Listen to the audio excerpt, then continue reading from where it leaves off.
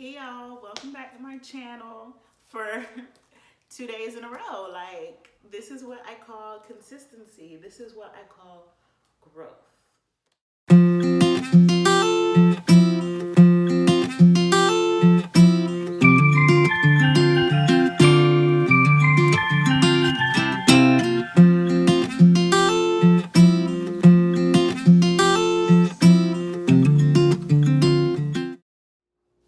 Hey guys, I'm back. So today's video is going to be Cerclage Talk. So we're going to be talking about cerclages, the 3 different types, the one I ended up getting and the one I didn't get, and why I chose not to get those 2. So let's get into the video. Alright guys, so as you know, I had a baby back in September of 2019. He is my rainbow baby, and with his pregnancy, we got a cerclage placed. So there are 3 different types of cerclages. There's a low transvaginal, which is known as the McDonald, high transvaginal, which is the Schrodinger. I don't know if I'm pronouncing it correctly, but I didn't have it, so I have no idea. And the third is the transabdominal stitch. And for the purpose of this video, I'm just going to start calling it a TAC, okay? So I ended up getting the McDonald stitch, which is the low transvaginal one. I had a double McDonald, which really just means my doctor placed 2 stitches. She placed one a little bit higher than the other. And the purpose of all these cerclages is just to keep your cervix shut, so to prevent preterm labor. So I have incompetent cervix, or cervical insufficiency, which really means once I get to my 2nd trimester, my body spontaneously starts to dilate. So my cervix opens up and then I end up going into preterm labor. As you know, or if you haven't, you can check out my videos before where I talk about Jayla's pregnancy. And yeah, so with Jayla at 22 weeks, I was feeling a little funky, went to the emergency room, and they checked me just as like a precaution, and I was already dilated. It was too late at that point to get a stitch because I was already dilated, had bulging membranes, all that not so fun stuff. So it wasn't an option in that pregnancy. But with JJ, since we knew the history with Jayla, I went ahead and had my stitch placed. So with the transvaginal cerclages, the difference between them and the TAC is that it doesn't require a surgical incision. So with the transvaginal cerclages, they go in through the vagina and place the stitches. The difference between the Schrodinger and the McDonald is just where they're placed. The McDonald is typically placed lower, and the other one is placed a little bit higher up. So with the TAC, they make an incision in your stomach. They go and sew you on up. The TAC is the one that typically has the least failure rate. So the TAC is the one that's more efficient. The failure rate is very, very low. But even with the transvaginal cerclages, I think their failure rate is about 10% if done like preventatively. But then in an emergency situation, obviously they're more likely to fail. So those are placed, well, mine was placed at 13 weeks. I know it's usually placed between week 12 and 14 for the transvaginal cerclages. You can also, when done preventatively, so you can have them placed later on, but typically when they're placed later on, it's like more so in like an emergency situation where you don't have much length left to your cervix, and it's kind of like a last-ditch effort to keep you pregnant. So when done preventatively, they're typically done between week 12 and 14. With the TAC, you can get the TAC before you get pregnant. So that way when you are pregnant, it's already in place, so you don't have to worry about it. The TAC stays in, whereas the transvaginal cerclages come out. Kind of confusing a little bit, but yeah, so with the TAC, it stays in. You can do it before you're pregnant. Some people do it while they're pregnant, but you have a small window of time to do it while you're pregnant. So I initially, after losing Jayla, just was like, very distraught, and knew, well, even before losing her, because she was here on this earth for 15 months, what I knew that my husband and I would want more children down the line. So to avoid having to go through, the NICU roller coaster and all the surgeries and this and that and all these other things we had to inflict on her, I feel, just to give her a chance at life, I knew that, okay, I knew I had a problem. I knew I had incompetent cervix, and that's when I started doing my research to kind of figure out what I could do to prevent something like this from happening again. So I completely switched OBs and I found this amazing OB, and she basically explained that, like, whenever I were to get pregnant, I would need a cerclage, which I knew. So that's when I kind of did my research and was going through the transvaginal and the TACs and trying to figure out, which one would be best for me. So I automatically wanted a TAC because I'm like, oh, okay, this failure rate is like nothing. I needed, with the TAC, you always have to have a C-section. I have to have C-sections anyway because I can't do VBACs because I had a classical incision with Jayla. So I'm like, okay, no biggie. Like, I have to have them anyway. The only thing with the TAC is it was really invasive, which I didn't like. So I didn't want to have to go through like a major surgery, especially since we weren't actively trying. So then if I ended up pregnant, I'd have to like get a TAC rather quickly. And it was just, I don't know, it was just something I didn't want to necessarily do. And my doctor didn't place them.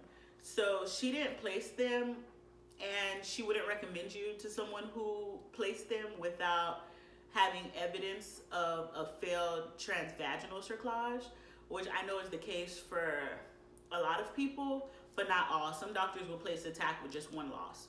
So there was another doctor here in Miami that was excellent, had great reviews for TACs, and I wanted to have a consultation with him, but then it was just freaking me out, the thought of having to have like major surgery while pregnant. And then even if I did it beforehand, I had a child who was in the NICU, and then she came home and had all these like complex medical needs, and I didn't want to be recovering from some sort of like major surgery. So that's the only reason I kind of veered away from the TAC, and I had full confidence in my OB. She made me feel like she was gonna take every single precaution that needed to be taken so I could come home with a healthy baby. So, wasn't planning to get pregnant. Jayla passed away on the 12th. The next day, pretty much found out that I was expecting another baby. So, in the midst of going through all of that, I was also kind of stressed out because I needed a cerclage, but kind of put that like on the back burner, because we weren't actively trying to have another baby. So got in contact with my OB, made my appointment for 8 weeks, the typical stuff. And then she scheduled me for my transvaginal cerclage at 13 weeks. So the procedure was really simple. I had a spinal block done, and then it was like 10 minutes and that was it. The longest part of the procedure was me like regaining, I don't know if consciousness is the right word, but my legs waking up, everything down there waking up, and I couldn't go home until I peed. So that was literally the longest part. It probably took me like 5 hours, and I was getting scared because my bladder is obviously full, and they won't let it get to the point where it's too full, and I didn't want to get a catheter. So I was like so happy when I was able to finally use the restroom. After that, I was sent home, was just told to take it easy. I ended up taking that week off from work, but I feel like I could have went back to work in a day or two, like very mild symptoms. I don't think I bled very much. I spotted for like a day or two, but that was it. Nothing, no heavy bleeding, no cramps. My biggest concern was that we have stairs in our house, and I was like really concerned about getting up the stairs, but once I got up the stairs, I stayed there, and that was it. After a week, went back to work, everything was peachy keen. So the next roadblock I ended up hitting was the fact that I had to see a maternal fetal medicine doctor because I was considered high risk, And at first I was really excited about that because I felt like, they were going to be monitoring me really closely. But to my dismay, girl, when I got there, the doctor pretty much told me that, the cerclage was them doing everything that they can do, and that they typically don't do routine length checks as far as the cervix goes for people who have cerclages. They usually only do that for people who don't have anything placed or maybe just on progesterone, and so they can monitor them. So I was like really bummed out by that because I'm scared of losing this baby. I don't want another baby that is sick or another baby that I feel like I have to put through so much, like I feel like we put Jayla through a lot, but that is another story for another day. I just didn't want that. Nobody wants their baby in the NICU. Nobody wants their baby with tubes coming out of them. Nobody wants their baby in pain. And like, I feel like that's the most helpless feeling in the world, having a child and knowing that you can't do anything while they're in pain. So I felt like the maternal fetal medicine doctor kind of like pushed me to the wayside and was like, you have a cerclage, there's nothing we can really do. She told me that they would only see me for my anatomy scan and for my growth check at 32 weeks. So I was obviously like in tears and freaking out because I was like, what do you mean you're not going to check my cervical lengths? But in hindsight, I kind of like, how can I put it? I kind of appreciate that because I feel like had I had known my lengths every single time, I would have probably freaked myself out. I feel like it was better for me not to know because my doctor told me that with true incompetent cervix, that your cervix will funnel, it will shrink. Sometimes it funnels to the stitch, and the stitch is the only thing holding it together. So I was glad I didn't know, because if 1 week I was like at 2.5 centimeters and the next week I was down to 1, I would have lost my mind. And I'm part of like a group on Facebook, which is another thing. Stay off the internet. So I'm part of a group on Facebook where, people are going in every week and getting their lengths checked. And I'm like, I've never had a length check. Like, is my doctor just being like really passive about it? Or is this the right thing? But now, 7 months postpartum, I can tell you it was the right thing for me.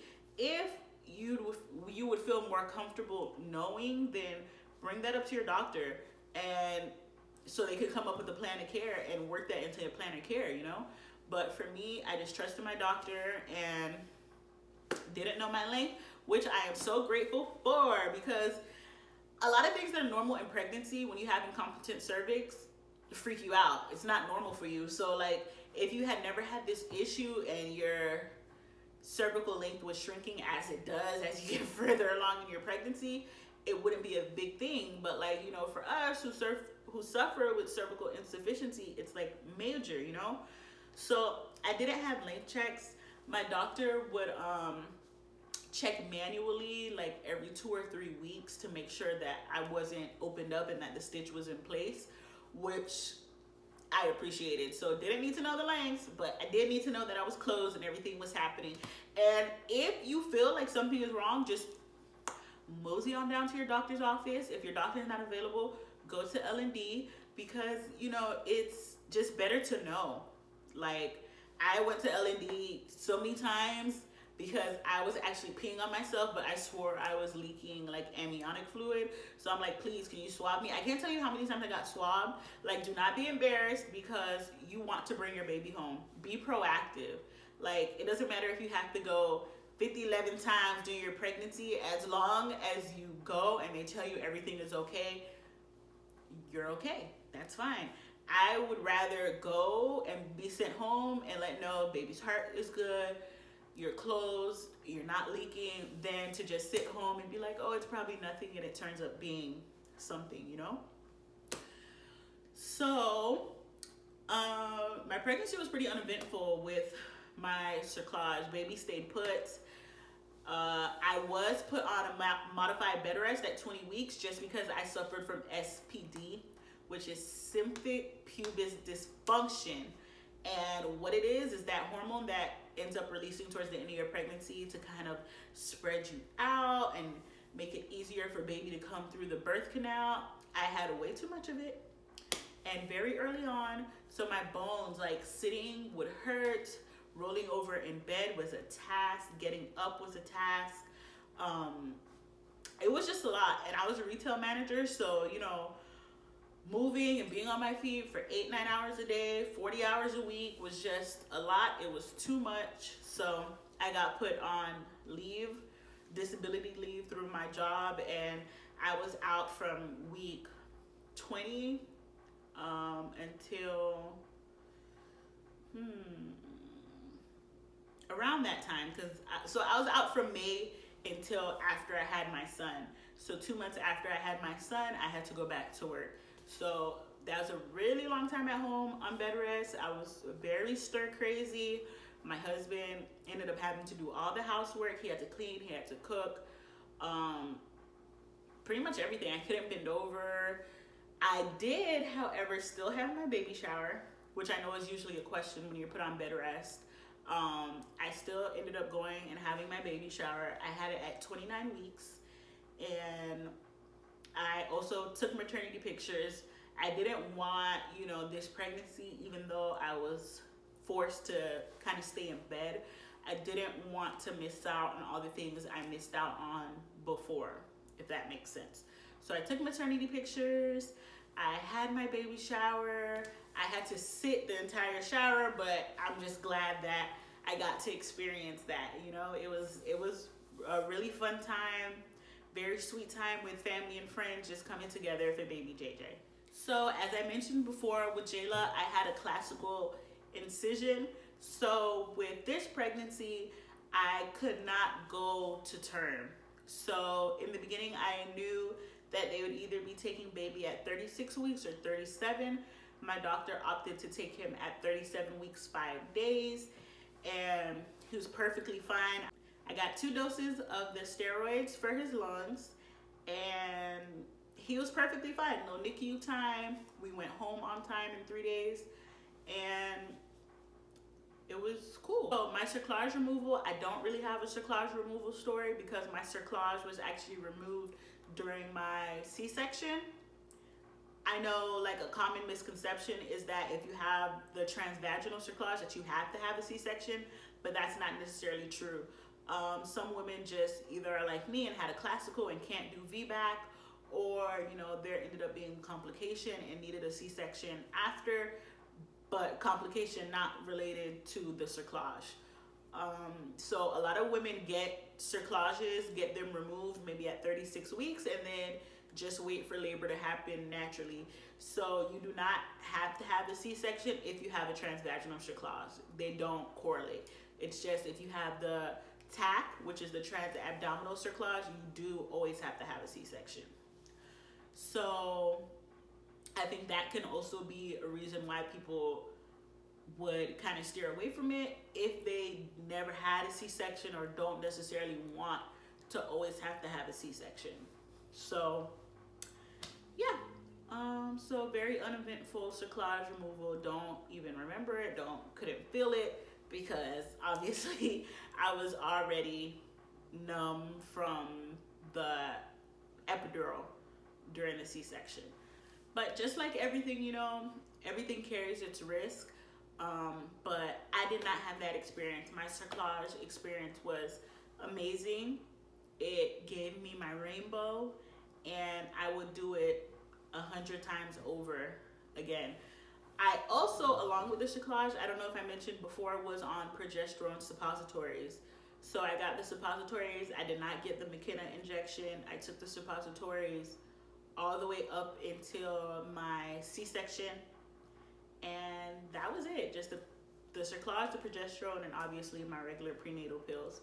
And JJ is amazing. JJ was born. He's here. I am forever grateful to those 2 little stitches and God above for giving me my rainbow. If you are pregnant right now with your cerclage, I pray this video brings you some sort of comfort, kind of puts you at ease, because I know every single day I took it day by day. I would go to the bathroom literally every time I wiped myself. I'd be looking for blood because it was just, I was so nervous. And I was just grateful to the Facebook group I was in that answered all of my questions. I was grateful for whatever I could find on YouTube, and I'm hoping that this video will bring somebody comfort, bring somebody hope. I sprinkle baby juice all over you guys. I can't wait for you guys to get your rainbows. It is just an amazing feeling. And I know people say this all the time, but trust your stitch. But I thank you guys so much for watching my Cerclage Talk. I hope you enjoyed it. If you have any more questions, you can leave them in the comment box. I'll be sure to answer them. Make sure you like, comment, and subscribe. And also don't forget to share. Thanks, guys. Bye.